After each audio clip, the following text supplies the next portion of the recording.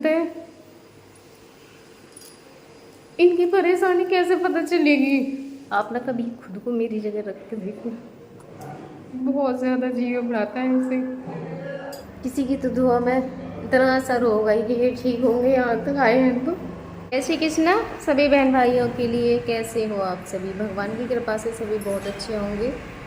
और हम भी क्या बोलें, ठीक बोलूँ या नहीं बोलूँ, क्योंकि इस समय परेशानी बहुत ज़्यादा हो रही है मेरे घर में। मेरी सास है ना, कल मतलब उनकी हालत में सुधार नहीं है बिल्कुल भी। कल प्लेट उस दिन थी 34,000 प्लेट थी उनकी, और कल सिर्फ 12,000 प्लेट रह गई थी। बढ़ ही नहीं रही हैं। फिर उनके लिए प्लेट लेके आए थे किसी दूसरी जगह से, और 2,000 उनकी बढ़ी थी, फिर 12,000 से 14,000 रह गई। फिर प्लेट पता नहीं कहाँ से लेके आए, उनके प्लेट चढ़ी हुई। अभी मेरी सुबह दीदी से बात नहीं हुई है, तो अभी तो मुझे पता नहीं है, मैं बता रही हूँ। तो 12 से 14,000 तो हो गई। अब चढ़ने के बाद में उनकी प्लेट चढ़ी ना, तो उसके बाद में उनकी हालत और भी ज़्यादा ख़राब हो गई। उन्हें जूड़ी तो यहाँ पे भी आ रही थी। जिस दिन वो गई थी ना, आपने भी देखा था, उन्हें जूड़ी बहुत ज़्यादा तेज़ आ रही थी, प्लस बुखार आ रहा था, बार बार आ जाता था। दवाई खा लेती थी, उतर जाता था उनका, और फिर आ जाता था उनके लिए। तो ये हालत हो रही थी। जब वो गांव से आई थी तो उस टाइम भी कह रही थी कि मैं बीमार, तो वहाँ पे भी हो रही थी, दस्त वगैरह लग गए, यहाँ पे ब्लडिंग बहुत ज़्यादा हो रही थी। अब मुझे कमेंट में बोला कि बवासीर तो नहीं है, पर ऐसा कुछ भी नहीं है उनके लिए, सिर्फ वैसे ही आ रहा है वो, बाकी ऐसी कोई प्रॉब्लम नहीं है। तो ये ही है कि प्लेट चढ़ाने के बाद में भी उनकी हालत और भी ज़्यादा ख़राब हो गई, और जूड़ी आई बहुत तेज़, और बुखार फिर से चढ़ गया, तो उनके लिए आईसीयू में एडमिट कर लिया है वहाँ पे। तो यही है, मेरे घर की दिक्कतें बहुत ज़्यादा है। और त्यौहार है, आज है धनतेरस, तो सभी के लिए धनतेरस की हार्दिक शुभकामनाएं। और आप सब भगवान से बस प्रार्थना करना कि हमारा भी सब कुछ ठीक हो जाए।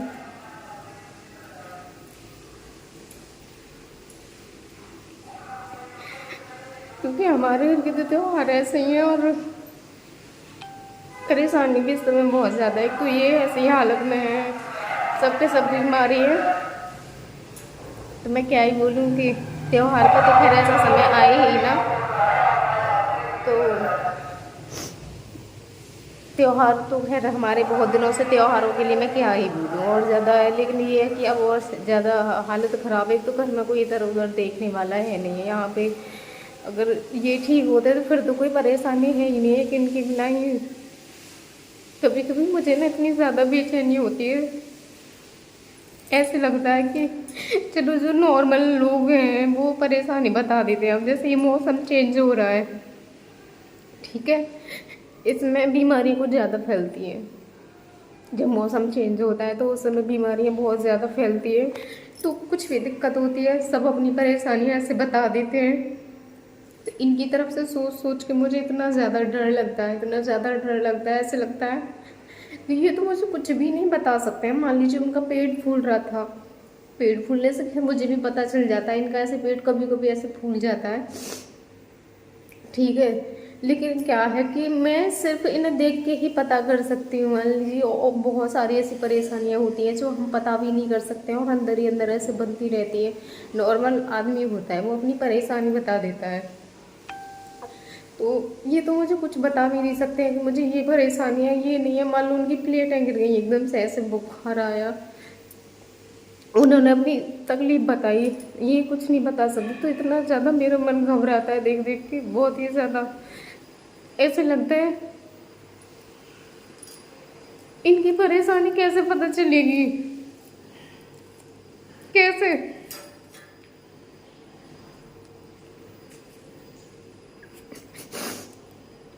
बोलने लग जाए तो फिर तो कोई दिक्कत नहीं है, या फिर इतनी समझ हो जाए कि ये अपनी परेशानी बताने लगे कि मुझे ये परेशानी हो रही है, मुझे ये परेशानी नहीं हो रही है, इतनी ही हो जाए तो फिर तो कोई दिक्कत ही नहीं है। अब रात ना मैंने इनके हाथ की जो पट्टी बंधी रहती है हाथ को वैसे रोकने के लिए, वो मैंने खोल दी थी, क्योंकि हर समय से बंधी रहती है, ये भी परेशान रहते हैं। परेशानी होती है इनके लिए बहुत ही ज़्यादा। हर समय वो जगह ना ऐसी थोड़ी थोड़ी सी नीली हो गई है, ज़्यादा तो नहीं, ढीला रखती हूँ। वैसे तो वो खूब ढीला रहता है, ऐसा नहीं है कि वहीं के वहीं कस के, लेकिन इतना रखती हूँ कि जो ट्यूब है ना उन तक इनका हाथ ना पहुँचे। लेकिन जो पट्टा ऐसे यहाँ पे हाथों की कलाइयों में यहाँ पे ऐसे लिपटा रहता है ना, वो जगह नीली नीली हो गई। टाइट तो नहीं है, लेकिन हर समय ऐसी कोई चीज़ हमारी कवर रहती तो आपको भी पता है वहाँ पे स्किन कैसी हो जाती। तो मैंने ना उसको खोल दिया। मैंने कहा चलो, क्योंकि पेट वाली ट्यूब है, गर्मियों में तो मैं कपड़े नहीं पहनाती हूँ उनके लिए, तो उस समय ज़्यादा डर रहता है। लेकिन अब ये है कि मैं कपड़े पहना देती हूँ ना, तो वो शर्ट में अंदर हो जाती है वो वाली ट्यूब। बाकी जो टॉयलेट वाले उसे खींच दें, उससे कोई फ़र्क नहीं है। बस उससे इतना है कि हाँ बिस्तर गंदे हो जाते हैं, गीला हो जाता है। मैंने कहा चलो उसको तो मैं धो दूँगी। तो मैंने उसको इनकी को खोल ही दिया। सुबह को वो मुझे निकली हुई मिली, क्योंकि ये तो खींचते रहते हैं सारे में। अब मैं आपको दिखा नहीं सकती हूँ, क्योंकि मैंने ऐसे ही बिस्तर निकाल दिया। बहुत ज़्यादा पूरे कमरे में ऐसी स्मेल हो रही थी, पूरे में बदबू हो रही थी, ये गीला गीला। तो बिस्तर तो देखो मैंने निकाल दिया। अभी बाथरूम में ऐसी पानी से मैंने मतलब समर से ला के धो दिया है, लेकिन अभी वैसे नहीं धोया मैंने। यहाँ पे ये भी पड़ा हुआ ही है यहाँ पे। और पूरे कमरे में मतलब लैट्रिन भी कर रखी थी उन्होंने। अब लैट्रिन में भी टॉयलेट हुआ तो बदबू तो होगी पूरी। तो काम भी मेरे लिए बहुत ही ज़्यादा हो जाता है। अब देखो ऐसे बड़े हुए हैं, निकाल के बड़े खुश है, जैसे बच्चे खुश नहीं हो जाते हैं पॉटी करने के बाद में। आपने ये चीज़ हमेशा देखी होगी कि बच्चे भी खुश हो जाते हैं, सेम कंडीशन है ऐसी है, बहुत ज़्यादा खुश है। सुबह मैंने कहा मेरे लिए काम बढ़ा के कितने ज़्यादा खुश हो रहे हैं। आज शनिवार है तो मेरा भी व्रत है आज का, मुझे भी पूजा करने जानी है। पूजा भी मेरी फिर बहुत ज़्यादा लेट हो जाती है। अब लैट्रिन कर ली है और कल का त्योहार भी है, तो मैं सोच रही हूँ आज इनके लिए नहवा भी दूँगी। और नहाने में मुझे बहुत ज़्यादा समय लगता है, तो मैं सोच रही हूँ पहले मैं पूजा करके आती हूँ।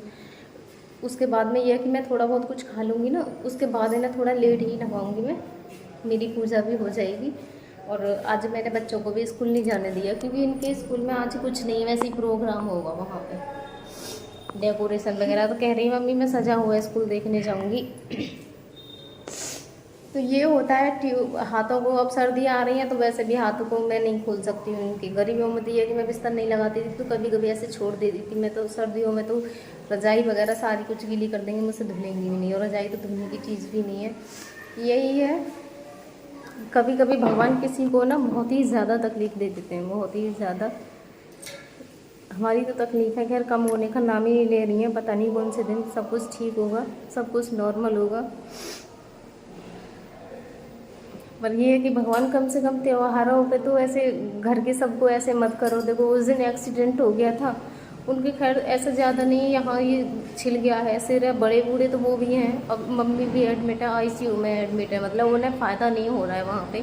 बोला भी है कि अब इसमें जब फ़ायदा नहीं हो रहा है तो हॉस्पिटल चेंज कर लो। ऐसा होता है कि इसमें ना फ़ायदा पड़े शायद दूसरे में पड़ जाएगा। देखते हैं, या तो आज फ़ायदा होता है तो ठीक है, वरना दूसरे हॉस्पिटल में उनके लिए शिफ्ट करवाएंगे। बाकी तो कुछ भी नहीं है, बस इनकी तरफ से मेरा बहुत ज़्यादा दिमाग ख़राब होता है। जब मैं ऐसा कुछ भी देखती हूँ ना, तो इनकी तरफ से मुझे सोच सोच के पता है रात में इतनी बेचैनी हो रही थी बहुत ज़्यादा। यही इन्हीं चीज़ों पर ऐसे दिमाग जाता है कि अगर इनके लिए कुछ भी दिक्कत हुई तो ये कैसे बताएंगे अपनी परेशानी मुझे।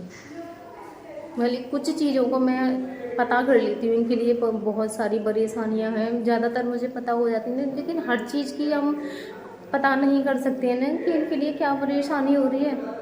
मान लीजिए कि ना ठंड भी लगेगी तो मुझे भी नहीं पता चलेगा कि ना ठंड लग रही है। बहुत सारी ऐसी प्रॉब्लम्स होती हैं, हम नहीं पता कर सकते हैं। तो आप ना कभी खुद को मेरी जगह रख के देखो,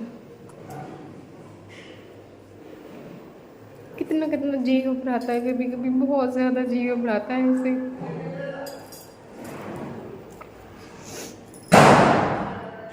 बता नहीं सकती हूँ।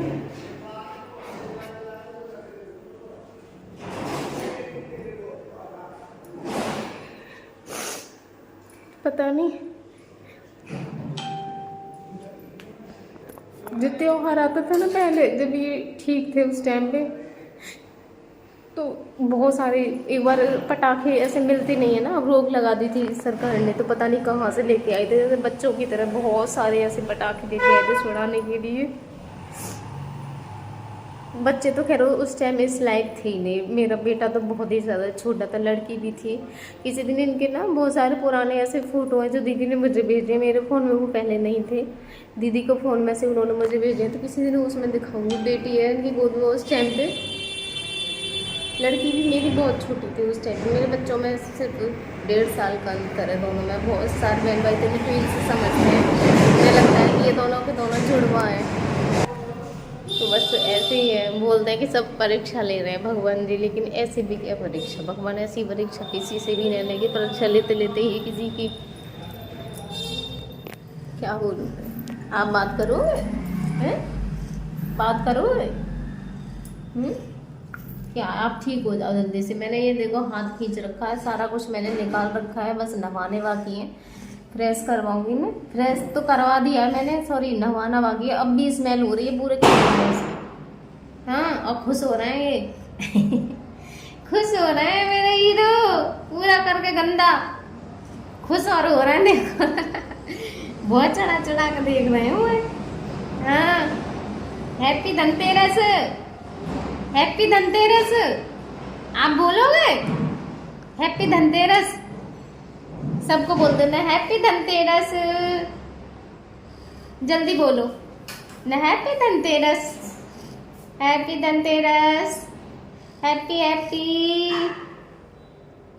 हाँ हैप्पी धनतेरस आगे गुस्सा, हाथ खोल दूँ आपको? अरे भैया मेरे ने तो पंख उड़ा दे, मेरे ने तो पंख उड़ा दे, मेरे ने तो पंख मेरे ने तो पंख उड़ा दे। क्या है, क्या है?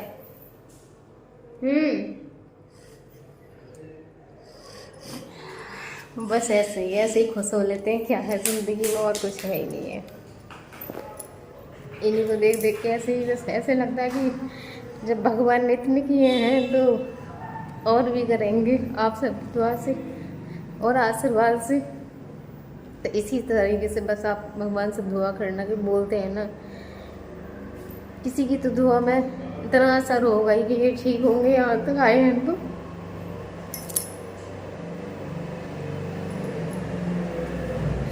धन्यवाद मेरे सभी बहन भाइयों के लिए।